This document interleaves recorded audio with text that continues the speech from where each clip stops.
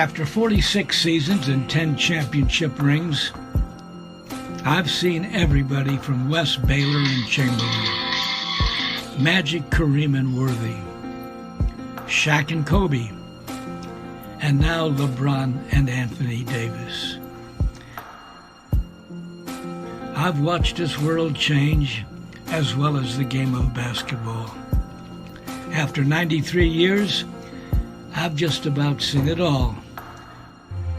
But I've never seen anything like this. I've never seen a team endure as much as today's Lakers. And as we continue on this journey, lined with uncertainties, I know one thing to be true. Don't ever count out the Los Angeles Lakers.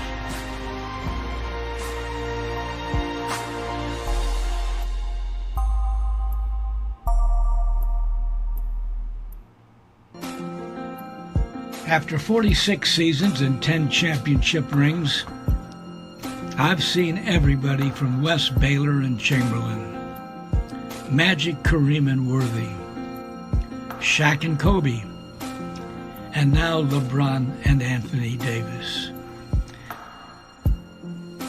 I've watched this world change as well as the game of basketball. After 93 years, I've just about seen it all. But I've never seen... What is up, guys? Welcome back to an early show today. We got a lot to talk about. A lot of fans are irate, are pissed off, are mad, upset.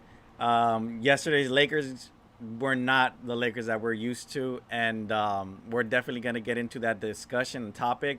But with me today, I'm your host, LAJ. With me today, as always, the legend, the man, the myth that is with us, Mike Pugard, the OG. How you doing today? What's up, Jay, man? Well, it's it's a day of reflection, right? You got to look back to at last night's debacle of the Lakers. You know, we took, winning the first two games was great, but you have to win four, and sometimes there is a mental letdown across the board, including the coaching staff. So the Lakers have to regroup. They have to regroup. So I think they will. So you could say definitely like it was an all-around letdown.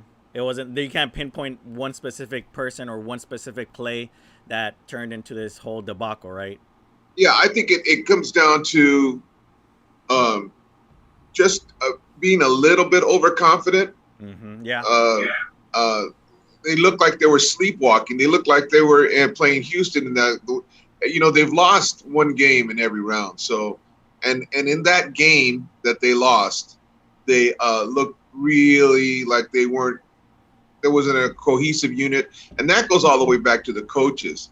I think the coaches. There were a few moves that Vogel didn't make, and he should have, and his coaches should have brought it to his attention. Maybe they did. We don't know. But obviously, you let Jimmy Butler go for 40 points, 13 assists, and 11 rebounds. That's a massive triple-double. Oh, yeah. Only I think about four other players have ever done that in the finals. So, that is a problem. Mm-hmm. He should have recognized right away what Butler was capable of doing. Actually, Butler said it before the game what he was going to do. Yeah, I saw that with Rachel Nichols. Right. So he already said he was going to announce it. I got to score more. I'm going to take this game into my own hands, and he did. And the surrounding cast followed him. So, now we have to readjust. The KCP can't cover Jimmy Butler, and they were smart. By letting the double switch. Now they played the Lakers on the defensive end when they would switch off defensively, and they'd always get that matchup with KCP on Butler. And I would almost guarantee maybe 3/4 of his scoring points came when KCP was covering him. So hey, if you gotta, he went to the foul line. I don't know how a million times. It seems like every time I looked up, he was at the foul line. Let's see. How many free throw attempts did he have? He had 12 of 14. So he had Yeah, 14 free throws that night. yeah, and probably a lot of those were in the second half. That's all James Harden. That's a James Harden regular night right there. Right, there you go. So he played a great game, and then of course, AD was MIA, Yep. and he got in foul trouble early on some really bad calls. But Mm-hmm. hey, that's the NBA. It is what it is. I mean, we've been fortunate to have those calls on our side. Let's be honest. Some of those calls were beneficial for us, but at the end of the day, Jimmy Butler is who Jimmy Butler is expected to be. But one problem that I have, well, actually, there's two problems that I have about yesterday's game. One being that Kyle Kuzma bites on every single pump fake. Like no matter who or what or how many times he's Right. been fooled, he's been fooled continuously on a daily basis, on an hourly basis, on a play-by-play basis. He falls and bites on every single pump fake, and it's getting tiring. So his defense is lacking bad. And second, LeBron James was just terrible in the paint. Defensively. I mean defensively. Because there were so Right. many plays where he would just let the guy burn his teammate.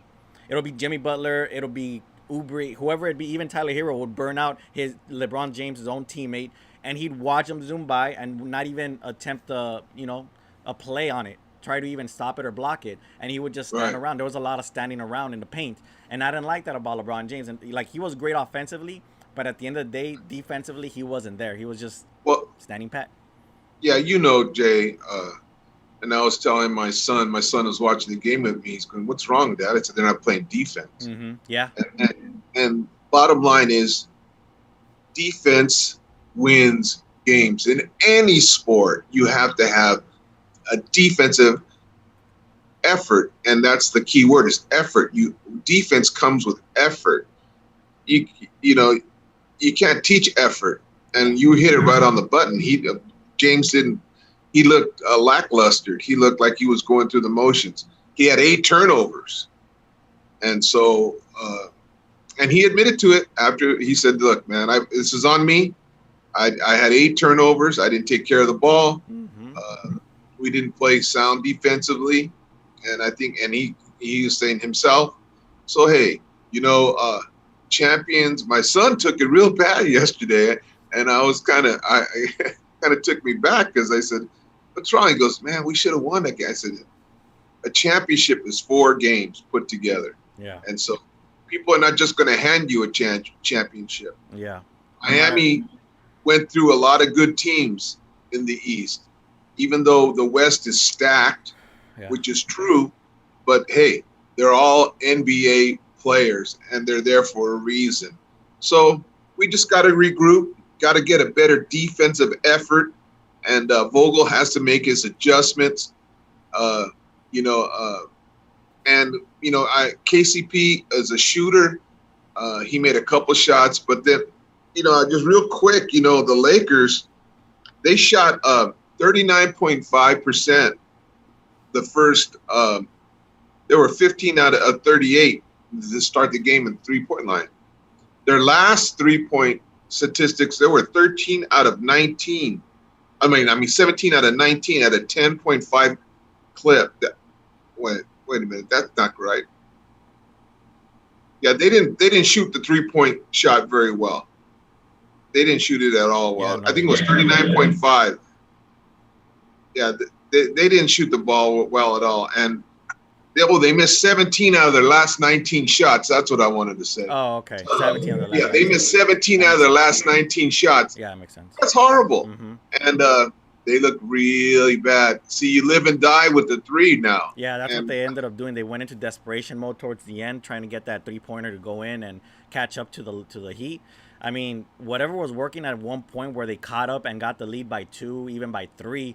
I think the Lakers at one point went up by 5 or 6 in the third quarter. Right. So they started going into casual foot off the pedal Right. mode. They started relaxing. That's where the Heat just came back and said, "Nah, we got Jimmy Butler who's already hot and he's gonna keep getting hot." And sure enough, everybody else fed off that energy and started going off. Tyler Hero, Kelly Oubre, everybody just went off and following Jimmy Butler.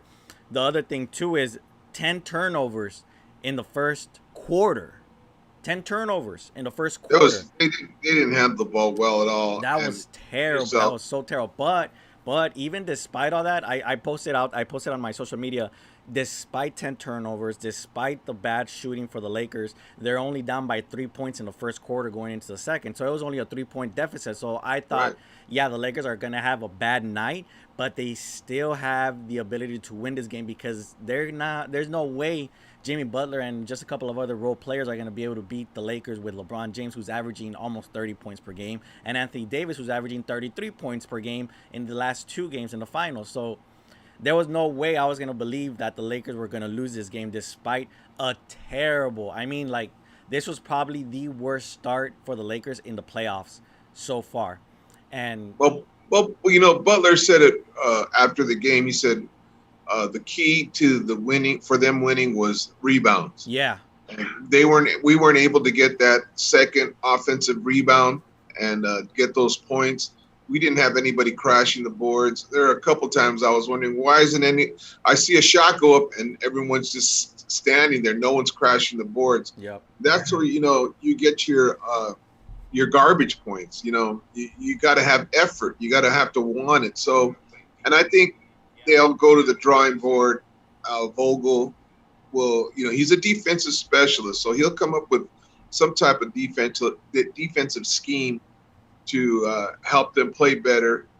Tomorrow, it's tomorrow night, right? Yeah, Tuesday tomorrow night. Yeah, like 30 minutes before the Dodger game. Oh, shit. Yeah. And then let's see. Hopefully Jimmy Butler is tired, man, but I doubt it. Nah, he's not. He's determined. He's a different breed. Nah, he's not. He reminds me of like a Chris Paul, with the taller Chris Paul with that solid body. I mean, he's like a friggin' linebacker. Yeah. And the guy is, a mini LeBron James, if you want to call it. He creates his own shot, and he's a smart player. But AD had a bad night. Yeah, offense. that's the thing. Like, I'm not worried if the Lakers were down. Obviously, I'd be worried if Miami Heat tied the series or whatever the case may be. If the Miami Heat tie the series, then I'll be worried. But there's absolutely zero chance that Anthony Davis is gonna score 15 points. Be at 15 points. It's not gonna happen again. There's no way. No. You're going to restrain 15 points out of Anthony Davis. Dwight Howard had a terrible night. Caldwell Pope, we just mentioned, 5 points. Danny Green, man. Danny Green is he's a modern day cheeseburger burglar. Like, he's robbing the Lakers of $15 million. There's no way. This guy, 2 points. 2 points. Well, he terrible. brings a little defense Yes, to the game, but I tell you what, my middle boy does not like Danny Green at all. He's similar to you. He's like, Dad, this guy just sucks. He's a smart kid. kid. How did he get 2 rings? I said, well, he was on some pretty good teams. Yeah, he was. And he was able to hit some shots.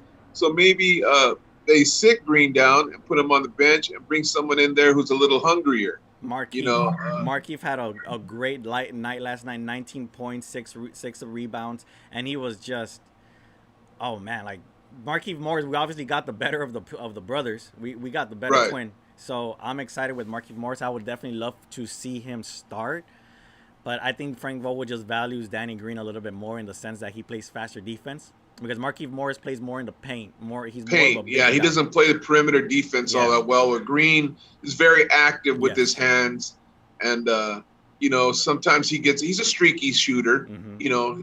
He'll get his sometimes, kind of like Kuzma. They're streaky. They're not. They're very streaky. So, that's something we'll look forward to next year. We're gonna go find ourselves a legitimate a sharpshooter, but we can't think about next year. We got to think about this year and what we have on the bench. You got guys who have playoff. You got J.R. Smith's on the bench. He has playoff experience. He knocked down the 3 last night. So, I'm sure they will come up with something. You can't hold pat sometimes on the hand you have right now. Some coaches do that. They'll just say, well, we're just going to stay with what we got and figure it out for what we have. And I think that's what the Lakers are going to do. But I think it might backfire on them in this next game. I just don't see anybody sticking with other than LeBron James on Butler. Yeah, I mean, it's gonna be hard to s- mirror this performance by Jimmy Butler. Like, it's possible he can do it, but for everybody else in the Miami squad, I mean, come on, 17 points from Tyler Hero. He had 17 points, but he was god awful. He had to shoot what, Yeah, he was stared real bad in the first 18 half. to get 17 points. Duncan Robinson. I mean, everybody had a great great night. And everybody on the Lakers had a terrible night. So to have that happen again, it's gonna be impossible. It's more possible for the Miami Heat to have a night they did last night, but it's more possible for the Lakers to not have a night like they did last night. So yeah, that's the odds are with the Lakers to yeah. have a much better game. Yeah, tomorrow night. And even though they lost by 11 points, I mean, you gotta look at it as well. It wasn't 11 points. It was more. It was one or two baskets. There was a stretch with 3 minutes to go. They couldn't where score. both teams were missing shots, and all it took, the Lakers were down by about 4 or 5 points. So yeah, at that point, anything could have happened, and it just didn't fall our way. Yeah, so. Not worried about what the Lakers are about. I know Jimmy Butler was, chirping. He said, I think he mouthed out the word. I think people were feeding off the fact that he said they're in trouble. Like he said, they're in trouble, And then you have the Tyler Hero. He did that snarl, that side. Yeah, like bro, going to the free throw line. He shot damn near 20 shots to get 17 points. So how about you relax, young fella? Relax. Yeah, don't wake up a sleeping dog. Now, Damian Lillard did the little shimmy. Russell Westbrook was chirping. And then who was it? Oh my God, Jamal Murray did that little shimmy as well. That win. So yeah. They just don't learn. They just don't. Yeah. Don't poke the bear. Hey, that just gives us some motivation. Bingo. For the rest of the guys to show them, hey man, we are champions. Yeah. We're gonna have to put you guys in your spot. Yeah. And I see that happening tomorrow. That's what they gotta do. They gotta stomp them out. I'm more than sure they're gonna bring back those two guys that were injured, Dragic and Adebayo. Bam Adebayo. So I'm pretty sure they're gonna bring them in for Game 4, motivate this team, which is definitely gonna help out the Miami Heat. So. Oh, I don't think Dragic's gonna play. He's fighting. I'm hearing that he's fighting. He keeps trying to rehab and get back into the game.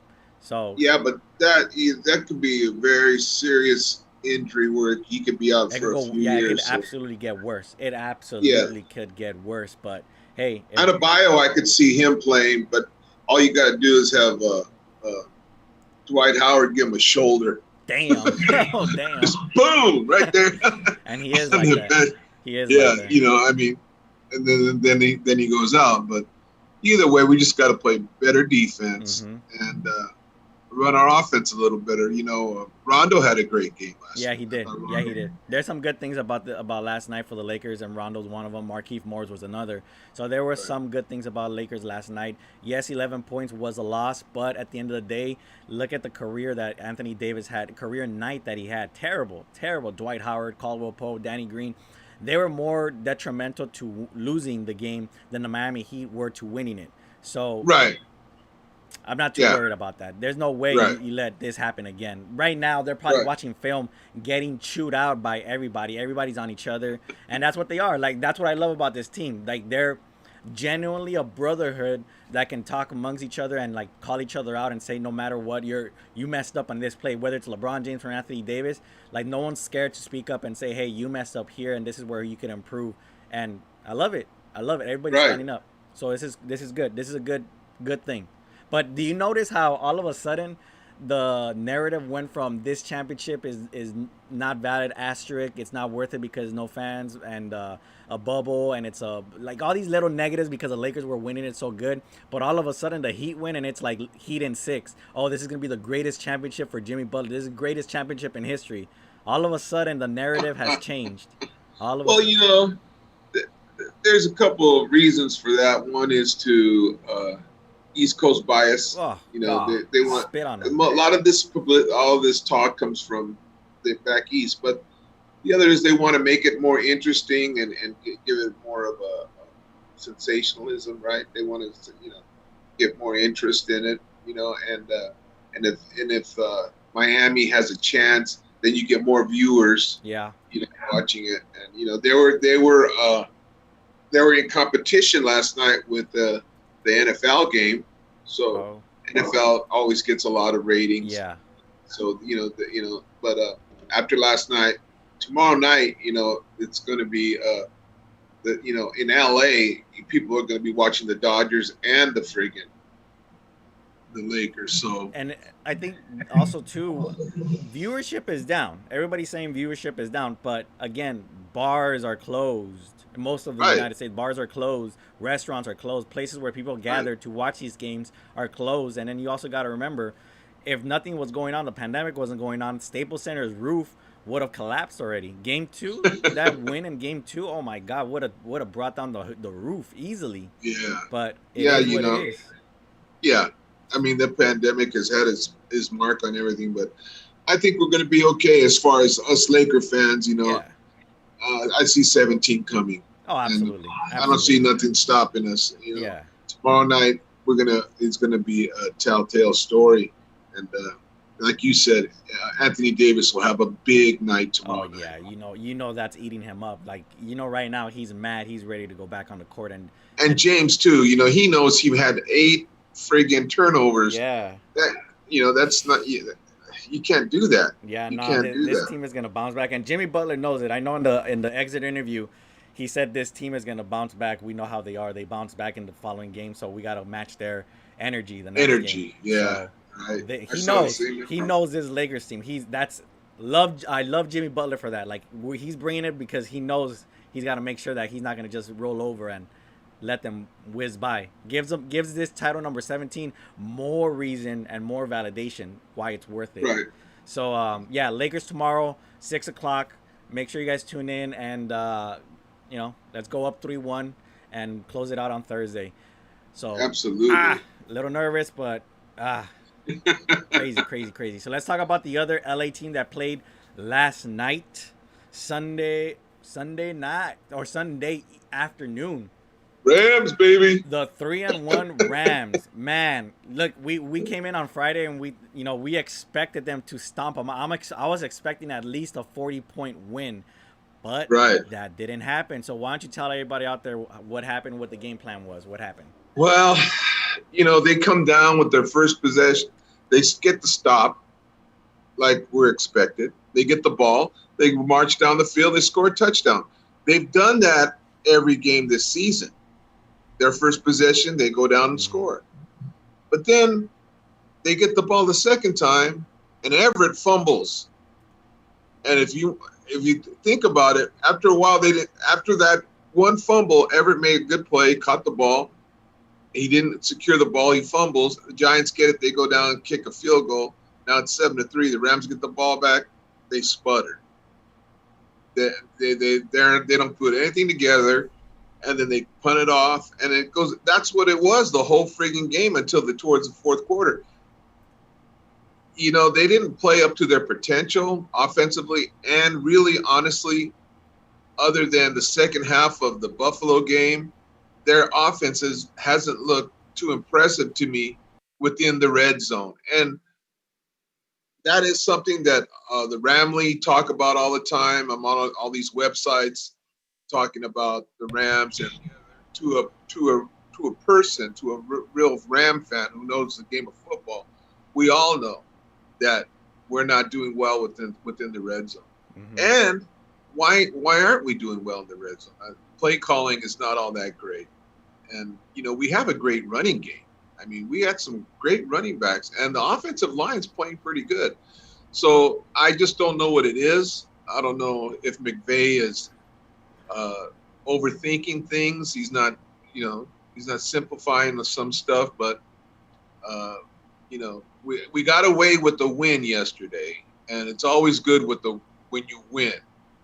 It's better to win a ugly game than to lose an ugly game. Yeah. Especially, like I said before, the seasons are 4 different quarters. First 4 games, first quarter. Next 4 games is the next quarter. And that's how you slice it up. That's how coaches look at NFL season. And if you're able to go 3-1 in each quarter you're having a great season. That means you end up with a 12-4 season. Sometimes, usually there is a lull somewhere where injuries or something doesn't go your way and you're going to lose a couple games in succession. But the really good teams bounce back. So we'll see the next 4 games where we stand. And then with all this COVID shit going on, if we even finish the season, I'm really concerned about that, Jay. It just doesn't, look, they had to move the Patriot Chief game till today. So you have a doubleheader Monday night, I believe. And then, they're moving the schedule around because, the bye weeks, they're moving the schedule around for the Pittsburgh game. So, you have all these different things that are happening. But how long can you do that before 5 guys on a team get sick? Yeah, or a whole team. Those 5 guys, if it's the quarterback and a couple receivers or your running back, because they're all really in close quarters talking to each other and stuff. So, to me, it's just it's a time bomb. It's waiting, just waiting for it to explode. I look at it. And a lot of football fans see it the same way. Yeah, there's a lot of people that I'm seeing that want to cancel the season because it's not really worth it. I mean, you cannot. They're having fans in the stands, so there's not really any separation from the fan base. But did you see that the Raiders are charging fans to tailgate at the stadium, like $400 or $500 to tailgate? I did not know that. Yeah, I think I saw. I don't know if it was a troll job or fake news. But I saw somebody was charging $400, $500 to tailgate at the Raiders stadium. So there's still the factor of these owners and the NFL wanting to make money off the fans. So there is no separation in, the fan base. So they still want to get paid from the fans, even though they have. Well, you could look, if you're in an outside arena, you could have 25% capacity and still be 20 yards away from somebody in your party, wear a mask. But that's not where the transmission happens. The transmission happens at the tailgates.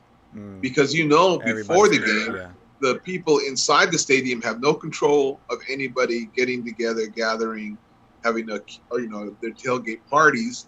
And then that's where the transmission comes. So it's a hot mess. Yeah, it is. And you can't have a bubble in reality because this team holds how many people? 53 players plus coaching staff. That's just one team is going to be a couple $1 million just to hold them for what? 10 weeks? But Cam Newton's not going to play. Cam Newton's not. He's their offense. Yeah. He's not going to play. Yeah. And look at the 49ers last night. They brought in their backup quarterback and they fell apart. Yeah, it's just, you lose. If the Rams lost Jared Goff, we'd be screwed because the whole offense goes by how his talent. That's what a really good coach does. He sees his talent, then he works his offense around the talent. He doesn't make the talent work his offense. That's how a really good coach works. That's why Belichick has been so good for so many years. Oh, because he had Tom Brady and he knew what he can do. Yeah. Then he had put pieces to go with Brady. It just makes sense. So, yeah, man, I'm happy the Rams won. They won ugly, but they did walk away. But we're 3-1 in the first quarter of the season. That's how I look at it. That's how I break it up. I follow that philosophy. And it's pretty much true. And, I had a friend of mine, Phil Ochoa, him and I have been friends. We played football back in 1971, 72. We were at Pop Warner. And back then, he was a Rams fan. Everybody was a Rams fan. Yeah, because it was LA. Until the Raiders came and won a championship. Then, it's like the city split. Well, a lot of people went to the Raiders. But anyway, he's a big Raider fan. And now, yesterday I called him. I said, "Hey, your Raiders are playing right now on TV." He goes, "Yeah, I saw that." I said, "Yeah, they're playing because they canceled the New England Chiefs game. So they broadcasted it on Channel 2. and he was pumped. He was like, "Oh yeah, I get to watch my Raiders." And I said, "Well, they're gonna lose." Damn. All right. Keep that energy. And they lost. But I feel kind of sorry talking a little bit of Raider talk, hating on them. But Derek Carr, that guy's poor guy. He's been with them for such a long time, and he said it in the interview because I'm tired of losing. Mm-hmm. Yeah. Mental strain. Yeah, he's tired. He had said, he goes, I'm tired of losing. And yeah, of course, you take your lumps and years. Look, as a Rams fan, there were friggin' decades where we just sucked and a laughing stock of the NFL. But, yeah, we come to this point now. We're back in LA. I do not like the new uniforms. I liked what they wore yesterday. The blue pants, the gold pants and the blue jerseys. But that bone, it looked like UCLA on the field. Oh, yeah. The white ones, right? Yeah, it's called bone. What the fucking bone? Beige or some shit. Come on, man. So yesterday's game, Daniel Jones got away a lot. There was a lot of missed blocks in that fourth quarter. They got really lucky. These Rams got really lucky. Daniel Jones, and then also last week or the week, what was it? Last week, the week before, Darius Williams, that terrible call, man. He was a savior for this game. He made up for it with the interception. Yep, he was. But that's what I was talking to my kid about. Yes, we were watching the game. I said last week he was the GOAT. Yeah. This week he's the star, and because of the interception. But like we said in the last show or the two shows prior, it can't come down to that last play if you have a chance. Third and 22. And so they played well. The Rams played well. Yeah. And how about the fight after? Yeah. Oh yeah, random. I think Fox cut it. I think Fox cut it and went to something else, and they didn't show what happened. Well, here's the story behind it. Jalen Ramsey. Oh. And Tate. Okay, so Ramsey is sleeping with Tate's sister. Oh. And has a couple babies by the sister. So on the second pregnancy, Jalen Ramsey leaves the sister after she's pregnant 4 or 5 months. Damn. So there's bad blood between them. Damn. And I did not know this. I did a little research. So did you see that hit Ramsey put on Tate? No. Oh my God. It was supposed to be a wide receiver screen, and Ramsey blew up the blocker and just takes out Tate and just textbook tackle right in, just drills him. Damn. Drills him. And he got up talking shit, and they're talking back and forth. So then I said, well, the broadcasters mentioned something about there's bad blood. So I did a little research and found out what happened. And yeah, so Ramsey's the baby daddy of Golden Tate's sister. Damn, that is wild. That's some TMZ research right there, Mike. Damn. All right, damn, that's crazy. Next week we got the Washington. What are they? Washington what? Washington. They're the Washington Football Club. Oh, that's the name of the team. Washington Football Club. You know the person that names all the Pixar movies has a 6-figure income. There's one person. I forgot the guy's name, but there's a person that has the ability to name all the Pixar movies for Disney. Here are the names for Disney, the movies that he's named: Cars, Cars 2, Toy Story, Toy Story 1, Toy Story 2, Toy Story 3, Toy Story 4. Yeah. So he names these movies, and he has a 6-figure. I think they paid him $450,000 as of most recent like research on his net worth. So the person that probably named the Washington football team probably got a good amount of money just for saying Washington football team. One of the simplest things out there. Yeah, it's just the Washington football team. I don't know. Senators is taken, right? No, Senators is a hockey team, I think. And then the Nationals. Yeah, Nationals. Wasn't there a name out there that they actually had that was interesting, or they were like really, really debating? Redbirds or something? Yeah, the Redbirds. Oh no, it was the it was the Air Force. It was a World War II fighter squadron. Blue Angels? No, no. No, it was Red Barons? it was No. it was a bunch of was comprised of black pilots, Tuskegee Airmen or something like that. But that was kicked around. Mm. They're gonna have to, I don't know. Yeah, Washington football team. Is there another team out there that has, is just name of city football team? No, So they're gonna have to fix this no. up real They're quick. gonna have to come up with some type of mascot. I mean, they're trying to. Did they get rid of that guy, the owner? I'm not sure. Yeah, I'm not sure either. I don't keep up with. Yeah, I don't follow Washington all Yeah. that closely, but they will come up with a name that's going to be conducive to the. Well, the they're 1 area. and 3. NFC East, the NFC East 1 and 3. They're in second place in the NFC East. That's how bad. They suck. That's The how Eagles are in first place with and one, a 1-2 and 1 record. Yeah, the Dallas Cowboys got that one win. Oh my God, yeah.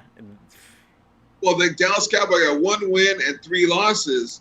The Eagles have one win, 2 losses, 2 losses, and a one tie. Yeah. So I guess a couple of weeks ago when they're talking about the Eagles getting that tie, they're saying, "Oh, that'll hurt them." Well, it hasn't. It's not hurting them now. They're in first place. Yeah. Wow. But how sorry is it? But the East has been sorry for a long time. Dallas, for a long time, was just riding high on the East because the teams over there just suck. Mm-hmm. Although the Eagles won the Super Bowl with Foles, and how do you get? Well, Carson Wentz didn't play too bad yesterday. The guy is going to eventually get hurt. You can't be a mobile quarterback and look for longevity in the NFL unless you could outrun everybody. Because you're going to get hit, and if you're a big guy like Wentz and he likes contact, going to get hurt. The Rams took him out a few years ago. I think they did. What did they do to him?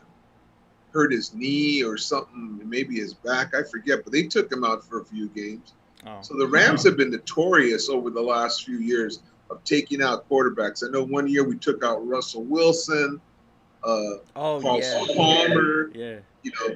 Our defense, Aaron Donald. I saw Donald get into it yesterday with the offensive lineman for the Giants.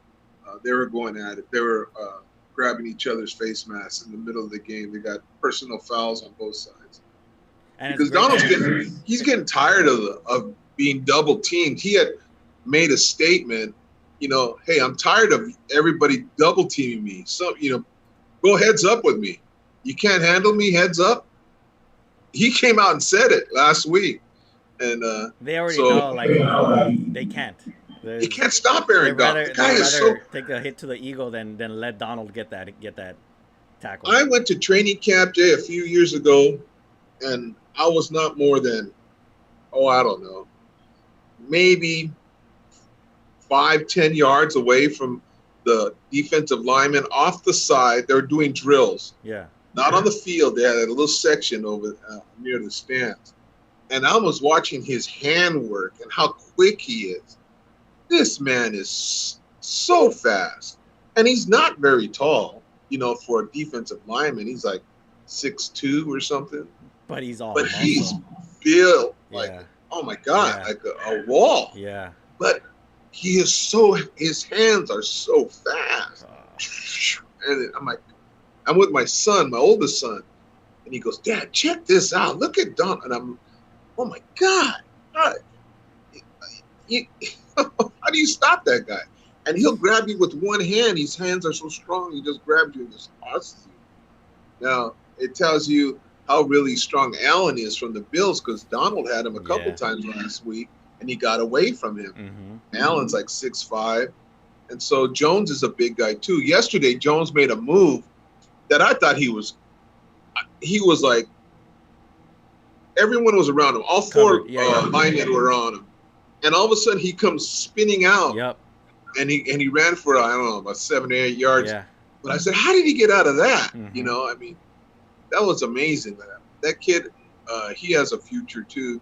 If he had an offensive line, they don't have an offensive line, the Giants. So I'm not worried about the East, NFC East, they don't have anything. There's no really good players. But how about Tom Brady yesterday? Coming back. Oh, Yeah, they were. speaking of the devil, he just popped Oh up yeah, on the TV. the Chargers. Yeah, no, Yeah, yo, he was losing what? It was 28. No, he was down 20 to what? 20 to 10, and he came back something and then like that. yeah, he came back. back. Oh man, yeah, Tom Brady still has it. I guess Father Time is not messing with him yet. He's what, 40 years old?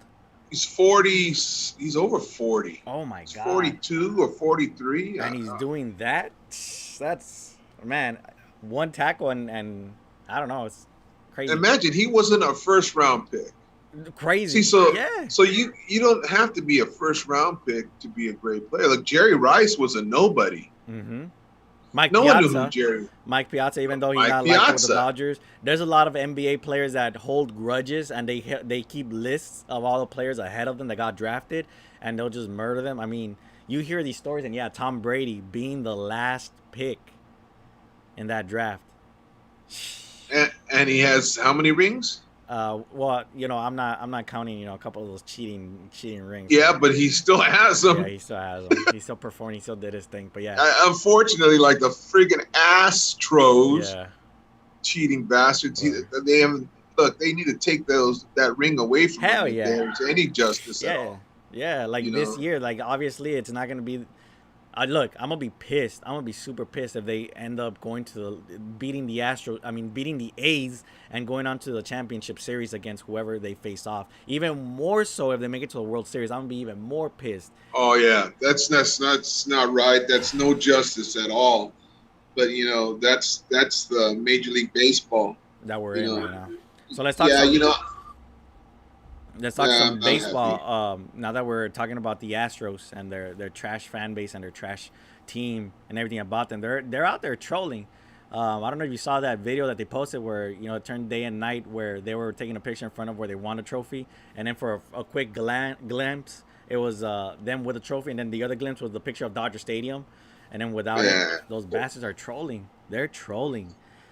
So yeah, these A's, everybody in the world right now is an A's fan. We're all rooting for you guys. We're all rooting for you during this series. After that, like, we don't care. Go A's. Yeah, let's go Yeah. A's. Rooted in Oakland. But what do we have? We have the Yankees and the Rays. Who do you have going out there? Well, I like the Rays. They're a good team. The Yankees have all the stars, Yeah. but the Rays play as a team. So and the Yankees are hurt. They have some issues with their bullpen, and a couple of their big hitters are struggling. But what's his name? The lefty closer for the Yankees. Chapman? Our oldest Chapman. He hasn't been the same. Yeah, no, he hasn't. He So hasn't. I think the Rays have a good shot of beating the Yankees, and I think the Rays will be in the World Series with the hearing Dodgers. that. Yeah, I'm hearing that a lot. I'm really hearing that a lot. But it's the playoffs. Literally anything can happen. Do you like Walker Buehler starting the first game for the Dodgers? Man, I'm a little hesitant. I'm a little worried, and here's why. So, the Dodgers have faced the Padres 10 times this season. Right. The Dodgers have the worst batting average against any team versus the Padres at a 227 batting average. But the Padres have a 224 against the Dodgers, so it's not much of a difference. So it's not like they're outscoring, outbatting, or beating the Dodgers handily. The second most strikeouts are against the Padres. They have the same amount of home runs, which is 15. And the Dodgers have 48 runs to the San Diego Padres 36. So they do score a lot more than the Padres by, 12 runs. Here's the difference, though. Here's where it might be the difference maker. Depending on if Lement and Clevenger come into play for the Padres, because it's still not known if they're going to be able to play or be in the roster with the Padres. But so far, San Diego has a 4.50 ERA with 80 strikeouts. I thought Clevenger was hurt.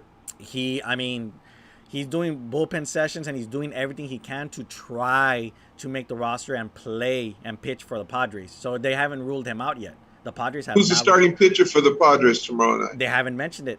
they said that they were gonna wait until tomorrow or today to announce what they were gonna do. They haven't announced the roster. They have not announced the roster. But 80 strikeouts for the Padres. 44 of the 48 runs that the Dodgers have scored have been earned runs. So there's been 4 runs that have not been earned for the Dodgers. Here's the big difference right here. Here's the Dodgers' big difference and where they can separate themselves from the Padres. Versus the Padres, the Dodgers pitching staff is at a 2.86 ERA with 81 strikeouts, one more than the Padres, and 28 of the 36 runs allowed by them have been errors. Unearned? Yeah, unearned. So, I mean, I'm sorry, 8 runs. 8 runs have been unearned. 8 runs out of the how many? 36. Okay. So that's the like Dodgers a quarter have pitching. of It's just third. obviously, and I'm fully blaming Lux. He had a couple of fumbles, a couple of bad plays. Oh, and yeah. also Max Muncy. So that's where I feel the errors came into play. Buehler, his longest outing has been 5 2/3 innings. That was against the Giants a few start. I think that was last start. Okay. And you know, he had that issue with the blister on his finger. Mm-hmm. And then there's some scuttlebutt. They're saying, well, he cheated to get back. They're saying, what did he do to get back to heal that blister? He had something. He had something on his finger. I forgot what it was, but yeah, they were showing it during his game. They were showing like some substance on his finger. Well, as long, I'm sure it's been brought up to Major League Baseball, and they probably looked at it. They're not going to let it go. Oh yeah, absolutely. I'm not worried about it being illegal. Yeah, he's been our most consistent pitcher over the last 2 years. Mm-hmm. And I remember a couple of years ago when he came out and he dominated.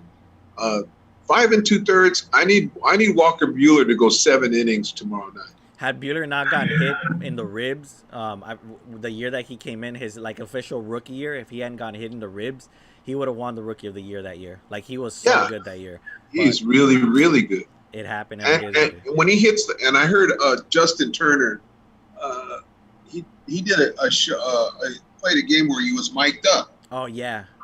And he had said, what I like about Buehler is he comes to the mound thinking he is the best pitcher in baseball. Dope. He has that confidence. That's good. And that's what you need in order to play in a championship. You got to be cocky and confident, but a little cocky, not too much, but confident enough to know that you're going to dominate the batters. I like our chances. Like I said before, Max Muncy has to do something. If he doesn't show in this series, and if they win the series, hopefully they win the series, and we come out and beat San Diego. Tomorrow's a big game. Like I said before, the first game of any series in anything, in basketball, hockey, or baseball, is winning that first game in the championship round or any type of playoff round. So after we win tomorrow night and Kershaw comes in next, if Muncy doesn't do anything he'll probably get either 6 or 7 plate appearances. Hopefully he'll get 9 plate appearances. That means we're hitting the ball. If he doesn't do anything in the first 7 plate appearances, and I mean looking good at the plate, meaning not swinging at bad pitches and not taking strikes that are hittable and complaining about it. Then sit his ass down and bring in Edwin Rios and put him at first. Yes.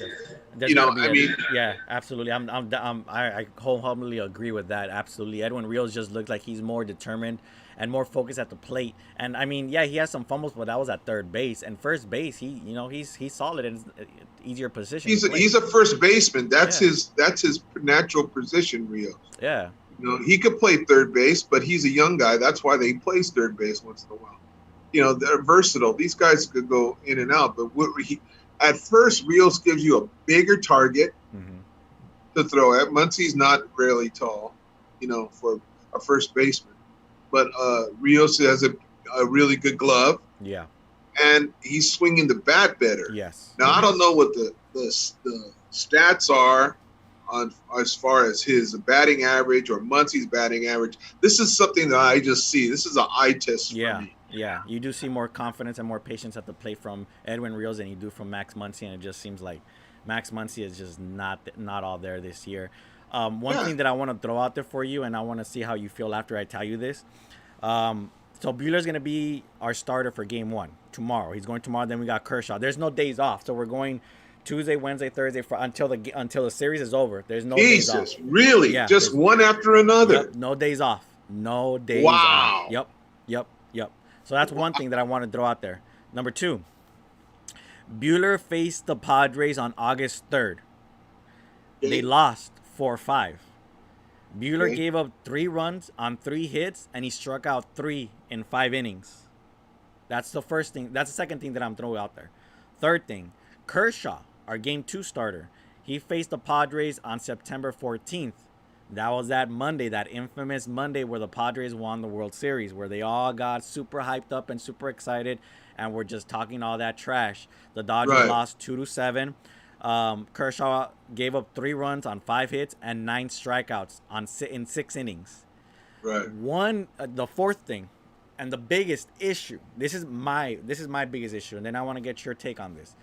The person that beat both Buehler and Kershaw, burned them, was Grisham. The same guy that was chirping and talking and hyping up the Padres was a person that beat both Kershaw and Buehler. So my concern is Kershaw and Buehler have faced the Padres enough that the Padres know what is coming. That's my concern. And is Grisham a switch hitter? No, he's a left-hander. Okay, so obviously Clayton must have left something hanging over the plate that probably got him his hits. Buehler probably challenged him somewhere in the zone.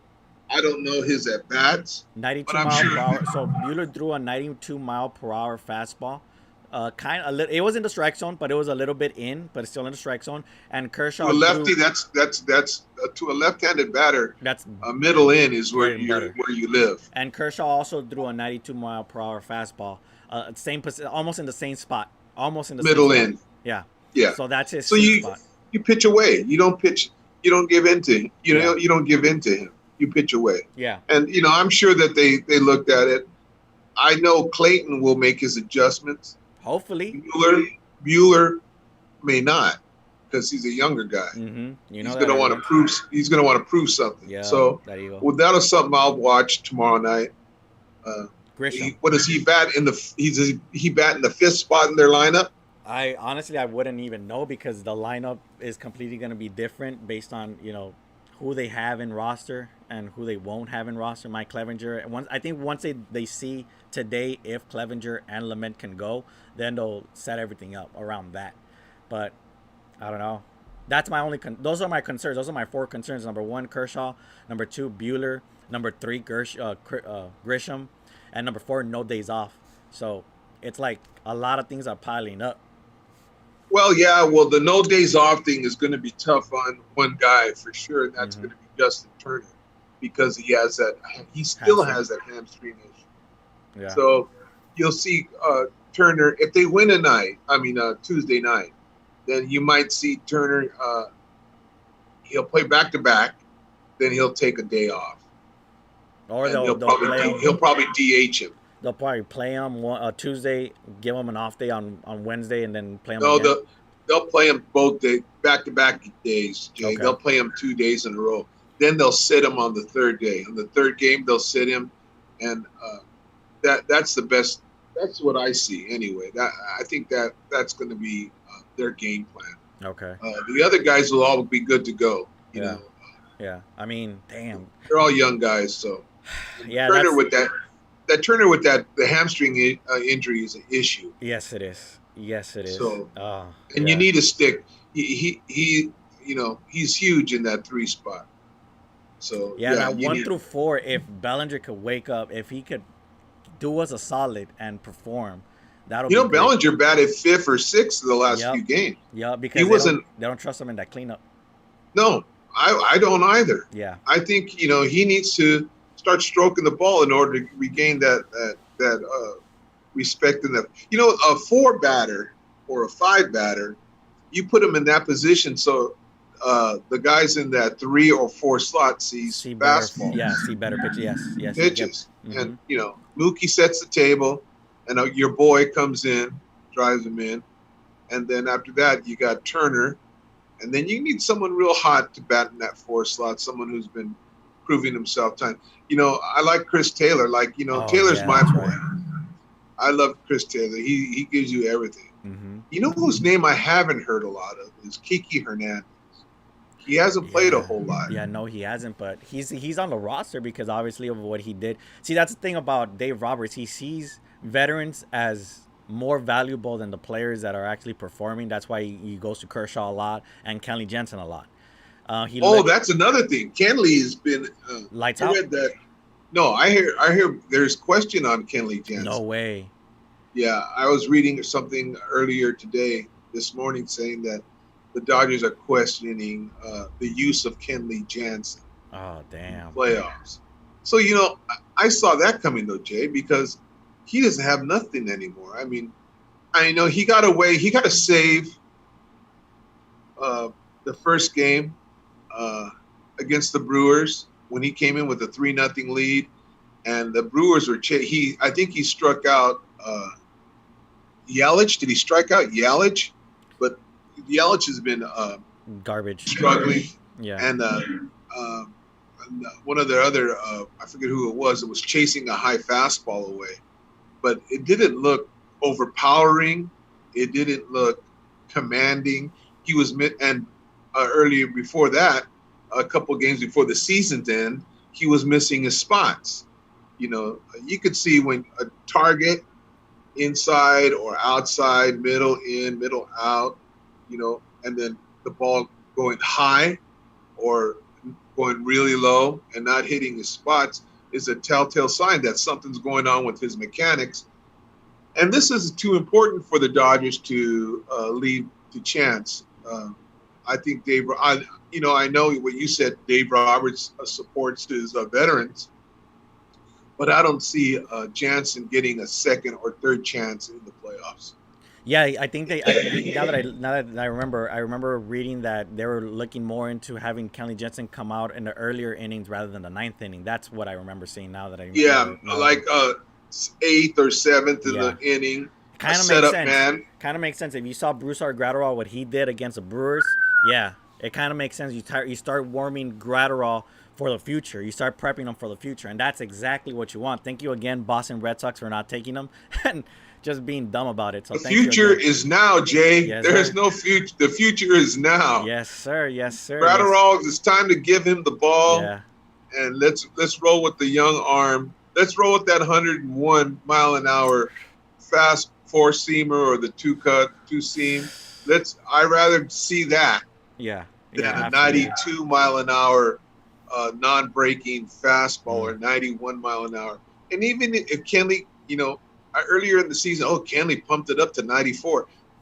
94 for these hitters. I mean, you give Machado a 94 mile an hour cutter or a fastball and you miss your spot, you might as well kiss it goodbye. Tatis and Machado will eat that up every day. Those Padres, they got some hitters too. Will Myers, Grisham, Machado, Tatis. Those are their 4 power hitters, and they're all over. Damn. So give Gratterall the ball. Yeah. Give the kid the ball. He wants the ball. Mm-hmm. You could see it. Some people don't want the ball.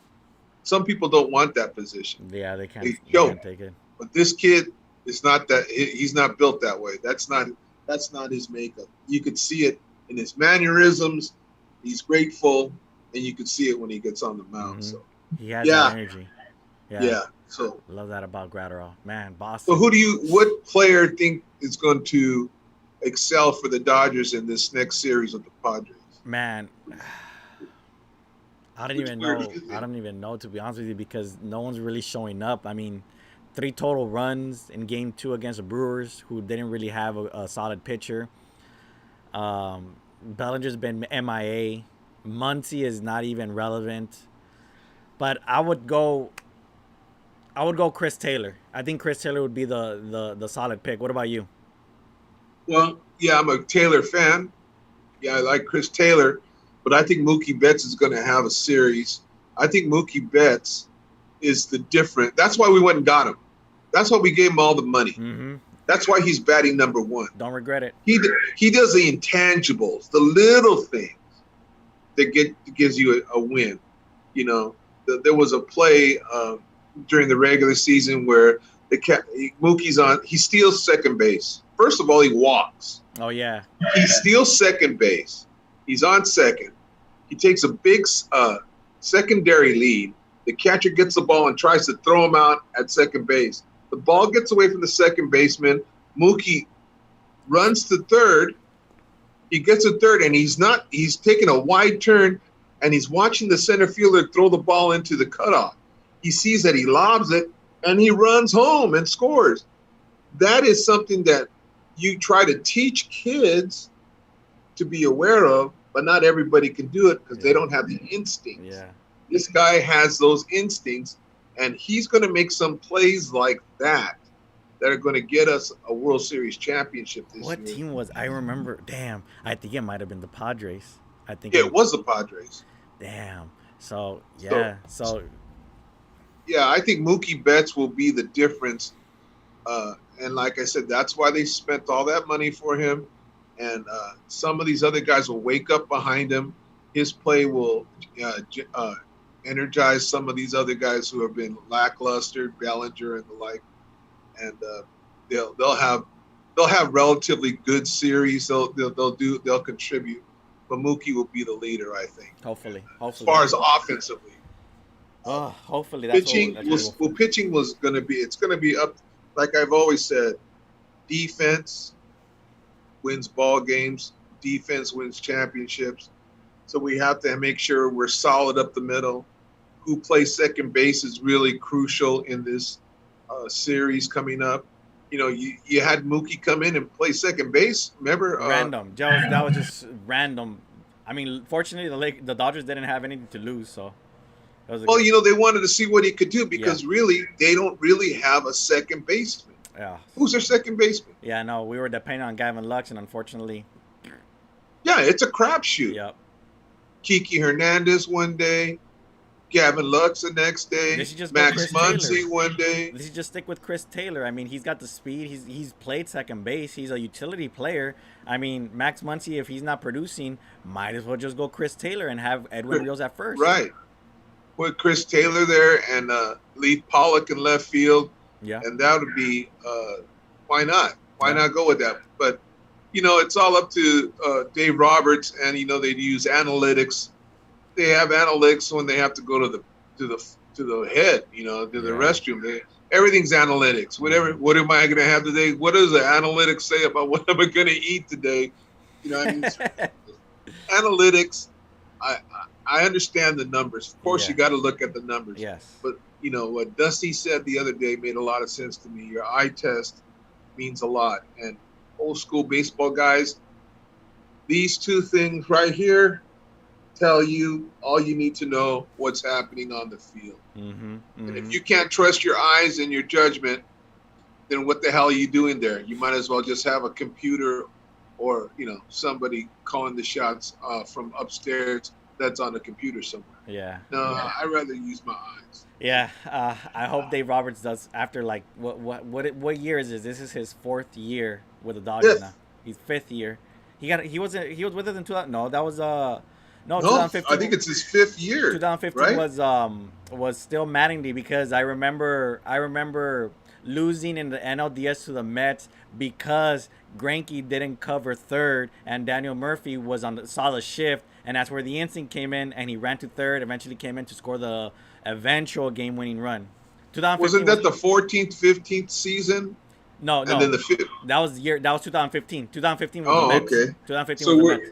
2016 was Dave Roberts and They went to the LCS versus the Cubs, and that's where the Dodgers were one pitch away. Joe Blanton. It was a high pitch or a low pitch, whichever. It didn't even have to be a good pitch, as long as it was high or low in the dirt. Didn't matter. But Blanton threw it right down the pipe to damn, I forgot what that name, the name of the Contreras, I think. No, it wasn't Contreras. It was somebody else. But the Dodgers were that close from going to Dodger Stadium to up 2-0, up 2-0. But Yeah. 4 years in, Dave Roberts, I'm hoping he doesn't bust a. Oh, I'm gonna throw Kershaw in there to face Juan Soto and what Rendon, or I'm gonna go Kershaw for Game 5, or I'm gonna go pull Rich Hill Game 2 World Series when he has the Poor Rich Hill. I wanted them to win one for Rich Hill, man. I really like that guy. Yeah, we were that close. But it is what it is. Tomorrow, big day. Another big day. Yes, last week the big day was Wednesday. Lakers and Dodgers both playing on the same day. Both got the W. Right. So tomorrow, big day, Lakers and Dodgers. And it's a big day for both of them because both of these teams, they taste blood. They see blood in the water, and they're coming for them. They're coming for the Lakers, and they're coming for the Dodgers. Jimmy Butler. Yeah, he's coming for the Lakers. Yeah. And both teams, these are must wins for both teams. Yes. You got to win the first game of a series, and you got to win this number 4 game in the NBA Finals. These are must win situations for our LA team. Yep. No doubt about it. Yep. Yes, sir. So tomorrow, LA, brace yourselves, get drunk, get high, get whatever you need to take those anxiety pills, whatever, to calm your nerves. But we look forward to bringing chip number 17 and moving on with the Dodgers. Let's hope the Astros get blanked today. They get destroyed. Oakland. We're Oakland fans today. We're Oakland A's fans today. Go. There we go. Let's go, Oakland. But, Mike, thank you so much for being on. Let everybody know where they could catch your stuff. Well, you can catch me on Twitter at OGLA Rams fan, or on Instagram at OGLA Rams fan, or on Facebook, Mike Pugrad. Yes, sir. And as always, your host, LAJ. Catch me anywhere you want. I'm always ready. And I'll see you guys probably Friday, probably Wednesday. We're going to discuss to see when we can do our next episode. And with that, thank you, Mike, for being on. Everybody out there, have a safe, great rest of your day and enjoy. Peace. Go Lakers! What's up?